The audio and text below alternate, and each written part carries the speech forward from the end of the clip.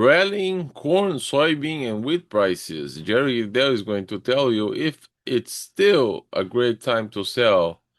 Right here on Connected Farmer, your channel to keep you up to date with the latest trends in agriculture and livestock.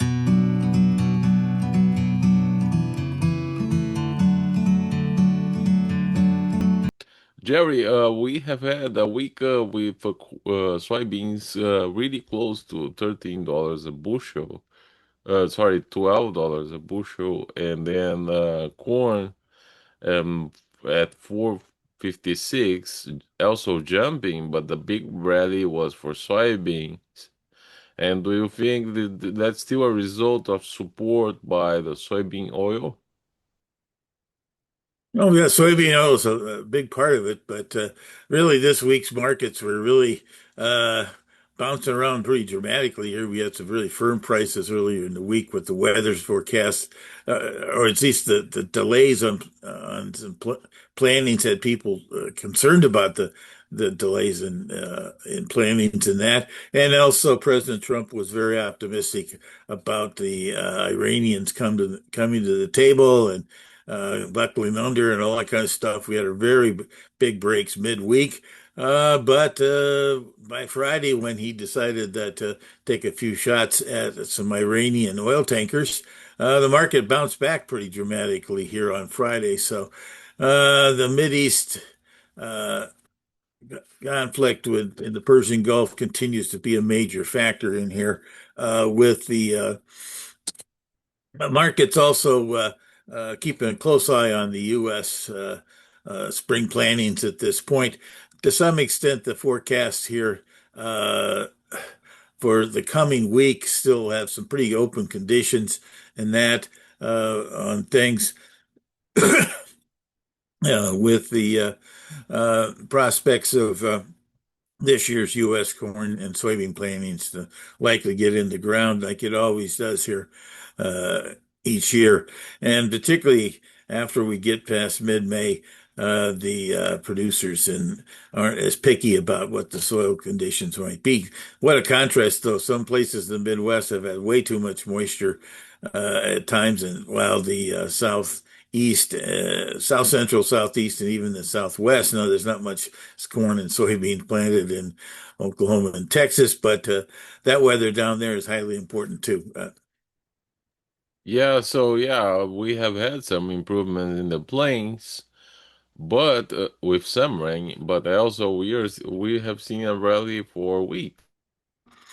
Oh yeah, wheat is uh, it's been a really kind of a driving force here on things along the way. The West Texas area did have a minor rain out by Lubbock earlier this week, but other than that, most of the Texas Panhandle, western Oklahoma, and western Kansas and up Colorado really didn't have much rain. Actually, interestingly enough, I think one of the factors here that kind of turned some heads, myself included, was the Oklahoma wheat tour that occurred this week and the reports they came out with.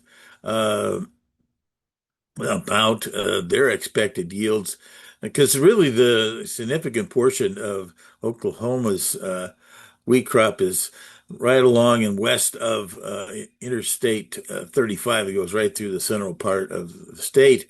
And boy, they came up with a interesting 47 million production with the state average yield at 23 bushels. That was quite surprising. Last year, I think we were up near 40, and that I was had anticipated some reduced number. It turned up I had to really kind of adjust my number down a little bit further to a number here below 60 million for the state after I saw that one.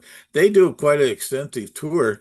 I've been on long ago. I was on that tour and the people involved in it do a very good job. So I'm not denying that that's a possibility. I just don't think the USDA is going to go that far down on the state yield year over year. But in reality of it is, U.S. Winter wheat crop conditions are very poor. Uh, we had just an unchanged, stable weekly U.S. number this week, but in reality of it is that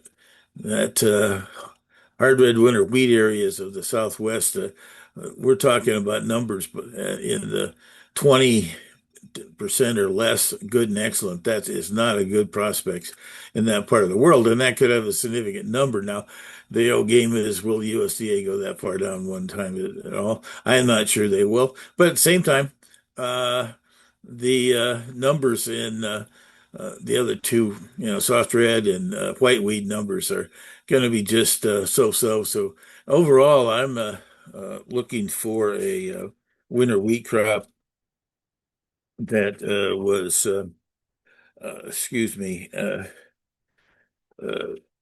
in the uh, 1.7, excuse me, 1.219.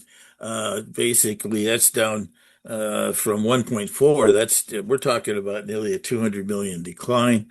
Most of that's in hard res, I said, and overall, that's potentially going to tighten up our carryover stock in wheat in the U.S. if that turns out to be the case along the way. So that's something that we're going to be watching at these numbers, as I said, for next week. But right now, the world numbers are kind of interesting in themselves right now because we're going to have the U.S. and China coming together at the end of this coming week.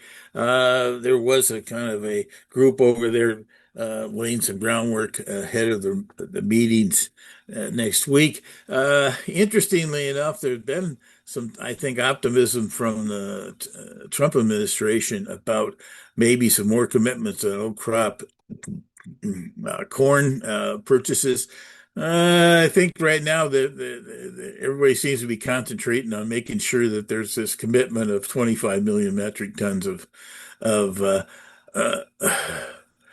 corn purchases for the coming year, for the 26-27 year, versus expecting much in the old crop. If there is some purchases ahead of that report on old crop, that would be a positive, but I don't think there's a lot of people looking for that out there. The In other news in that world out there, the the we're going to be watching very closely the where prices are at longer term here, and that and El Nino is definitely another feature out here that could impact things longer term. Right now, I think we've already had the impact of some of that already in the wheat crops in the Southwest and South Central on that. So we'll see what that.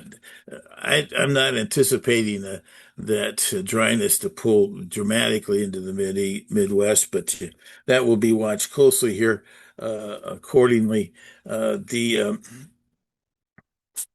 actions here in the markets going forward, though, we'll be looking at South American weather and also what's going on with our expectations here uh, for the Tuesday's report out here as we look towards that. I'm just not looking for a lot of big changes since the USDA tends to utilize their acreage and uh, from back in first of March or first of April, I should say, along with the trends on yields. So right now, at least, the markets will be looking at that combination of stuff. Uh, we talked about some making some marketings last week on prices, and definitely was a wise move, as it approached the $5 mark on new crop and also the $12 mark on uh, new crop soybeans. And I would encourage people to utilize these things to be in that 10 to 20% levels out there. We are just looking at marketing the last 10 to 20% of our old Yeah, crop yeah, and then yields. people have to remember that the costs are rising and they only tend to rise even more. Oh, definitely the issues on a combination of both fertilizers and energy prices are still strong, and but you need to make sure you kind of get some coverage out there for those new crop values out there because the current administration is anticipating a big pullback in prices on inputs as once something gets settled in the Mideast. But if the prospects of that really happening very quickly are pretty that prices go up early, see they don't always come down very easily, going the other direction because of uh, purchases made and things of that nature, and so people need to cover their costs, the higher costs that they've had incurred to make sure they're staying in business, and that's reason why they don't fall as fast. All right, we'll keep in touch and we'll watch out the report next week. Thank you. Take care, sir. Bye.